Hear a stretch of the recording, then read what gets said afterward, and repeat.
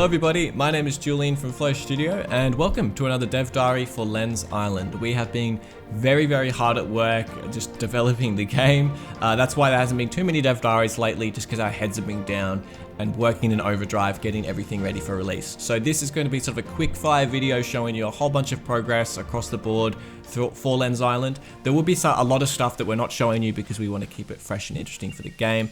But starting off with Blackjack, I've turned off the pirate model so you can't actually see the person you're playing Blackjack with. Though this is a fun little sort of weekend challenge that I set myself personally.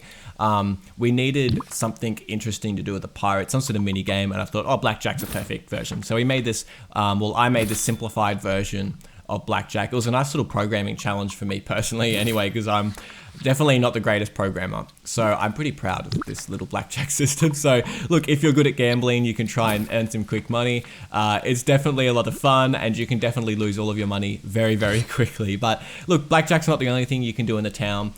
This is a quick little sneak peek on how you sort of gain items. There's item scrolls and actually weapons that you can sort of buy from vendors all around the town. Item scrolls, like the UI is not properly set up in this, it just sort of gives you an indication of what it's going to be like, but item scrolls, you essentially buy blueprints for weapons that you can then craft back at your home, and then you can also buy weapons outright from vendors for a lot of money. But there's a lot of things to do in the town. So here's actually where like the tailor, where you can change your clothes. You can see the tailor's sort of in T-pose at the moment. So you will see a lot of sort of placeholder assets here and there. We're still in the middle of doing a lot of stuff and sort of putting everything together, getting it ready for the final game. But you can buy all sorts of new clothes and unlock various outfits. There's also the whole character has been completely overhauled. I remade and actually re-rigged the entire Len character from scratch and remade all the clothes and all the skin binding and everything fully from scratch. And we actually added a lot more in-depth customization, so you can change Len's into like a two defined sort of like masculine and feminine whole sort of like head shapes and hairstyles and features, and then also different races and hair colors and everything too. But despite Len and the town, there's also a lot of other progress in farming and building. We now have lattice farms, so you can place down these lattice farms and plant passion fruit and grapes, and they're a really cool addition to the game because you can also integrate them into your buildings. You can sort of build archways around them and make really cool sort of, you know, Tuscan houses and Mediterranean villas and all sorts of cool things. And the farming system in general is a lot more substantial now. We have wells, so whenever you're sort of watering your garden the typical way with a watering can, you need to fill up that watering can. You used to be able to just fill it up from the ocean.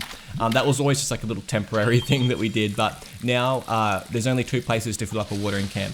Either a well, you can just click on the well and it automatically fills up the watering can, but there's also ponds around the main island. So there's a couple ponds that you can actually go to, like this one here, and then you can fill up your watering can in the pond, and they're just really like pretty sort of places as well. And you can build on these ponds and around these ponds too, so they're great little locations to have a house next to a water source, and you know, there's butterflies and it looks pretty and it's cool to go.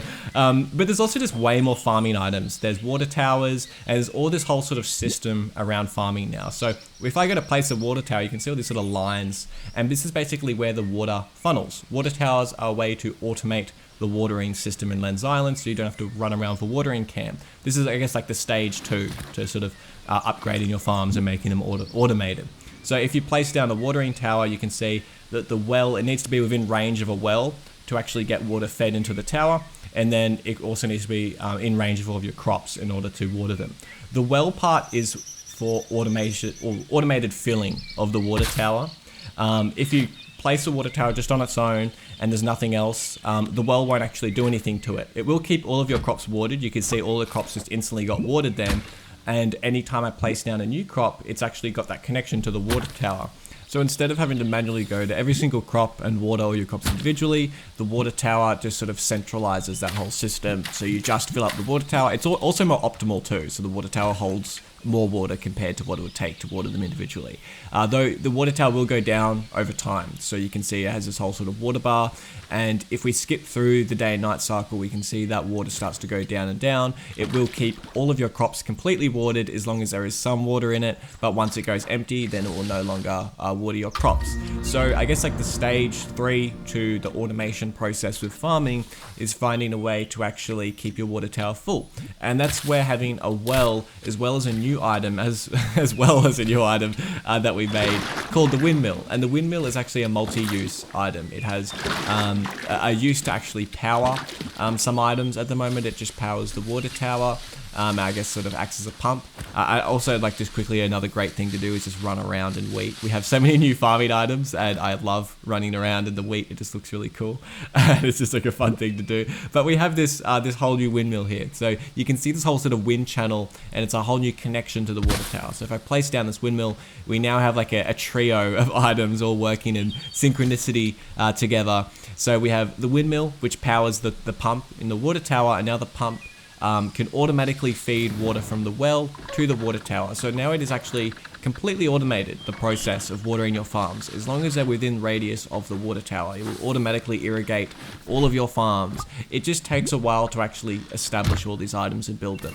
But there's more use than just sort of powering for the windmill. You can grind down wheat into flour, and then we also made fireplaces do more than just heal you. They can actually bake bread, and bread is a whole new sort of food item that we're adding to eat and sort of keep yourself hungry. And just like the normal farms, you can harvest your lattice farms and get grapes and passion fruit as well from them. We have a lot of future plans with the farming system too. It's going to get even more fun and complex as well, but for now that's all I'll show you. And there are lots of fun other little additions to the building and farming system too. We have fences, so you can actually freely form so sort of place these fences around the terrain, and they will actually form and sort of shape around the terrain as well. So you can build little pens and gates and farms and all sorts of cool stuff. There will be actual gates I'll be adding in soon. We've also added signposts. We had a lot of people saying that they were getting lost around the island. So now that you can actually type in a custom name from a signpost, and we'll add in different styles so you can actually color the signposts and basically create little sort of navigational paths around the town. We're thinking about introducing these to the cave as well, but we have some other plans for navigation in the cave, as well as the town and the island too. So I'll get back to you on all that sort of stuff, but the signposts are really more of a sort of like a decorational item rather than like a way to navigate.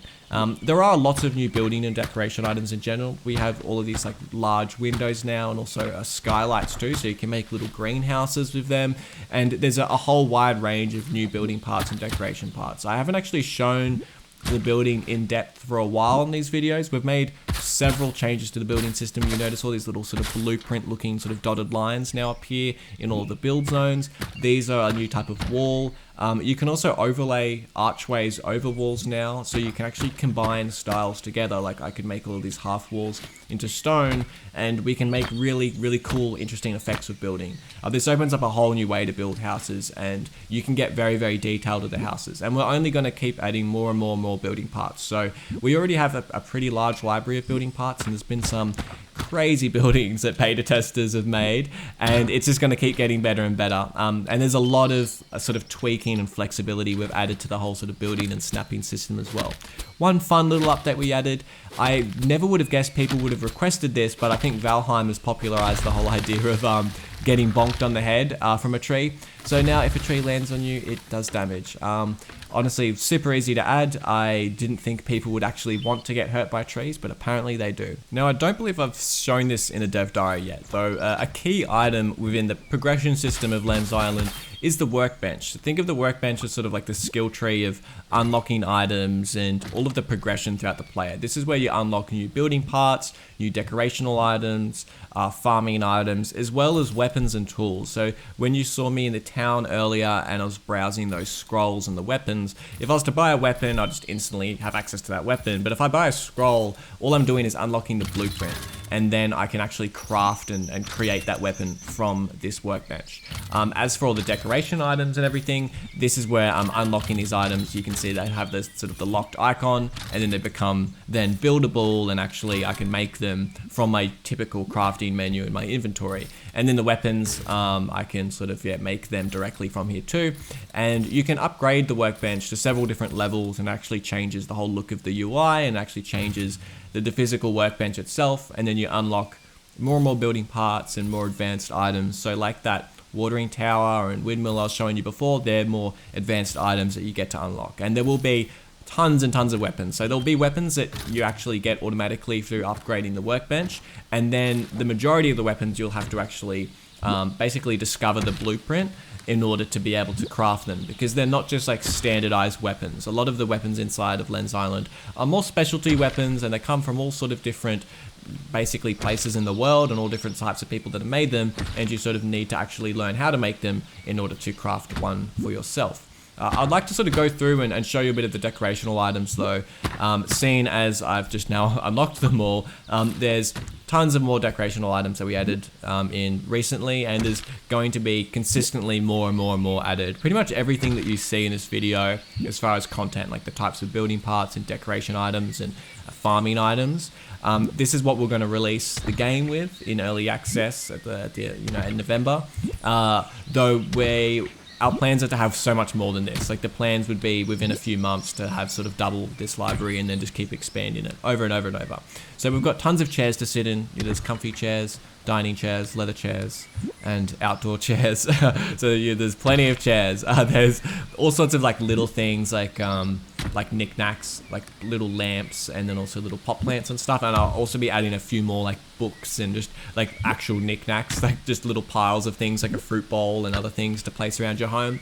And you can place them on top of other things now. That's like just a new little change that we made, so you can place lamps and other decorational items on top of other decorational items. So you can definitely build a lot more detailed houses now. We had a bit of a slim picking of deco items before, but we've definitely added a lot more to the library, all sorts of rugs and tables and chairs. So you can build some pretty awesome houses. It's been really interesting to see how beta testers have actually utilized this selection and sort of combined them all in really interesting ways to create other things too, like combining multiple rugs together to create one cool looking rug, or combining tables to make sort of like a whole kitchen and all sorts of stuff. It's really cool to see the way people utilize this, and this is definitely an area of the game we're going to spend a lot more time sort of enhancing, like making more modular ways to make like a proper kitchen or make proper rooms, as well as add a lot of interactability. So going down to the caves as well, I'm not going to show too much about the caves because I want to leave a lot of this secret for you guys that actually play the game.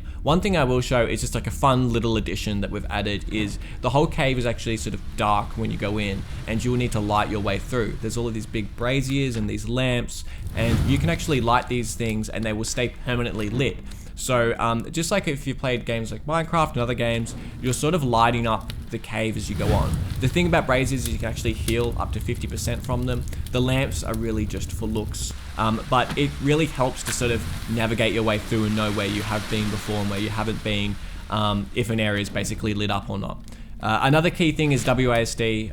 After the Steam demo, we had a lot of feedback to our WASD controls. So there is now WASD movement in Lens Island, a full separate control scheme.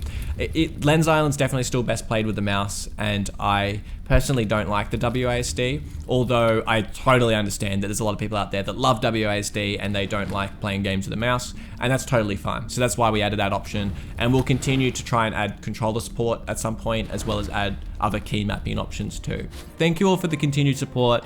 I absolutely love it. It's really just been mind-boggling, the success that we've seen already and the amount of people that just love the game.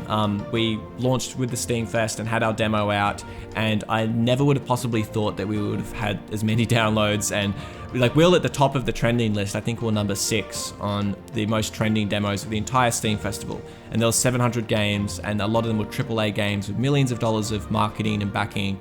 And here Lens Island was, I've spent $0 on marketing, and I've just got an amazing group of people that love the game, and it's just 2 developers, just myself and Martin, that sit in my bedroom all day making the game. So look, I did plan to pull my heart out at the end of this dev diary, but it really is special. It really has been an amazing journey to sort of take you all along with me, and I really am super thankful. So there won't be as many videos, but there will be some exciting stuff coming up soon, sort of promoting and getting ready for the game's launch. So I'll see you all then. Stick around, come on the Discord if you're not already, and you can have a chat to me there. And as always, everybody, have an amazing day.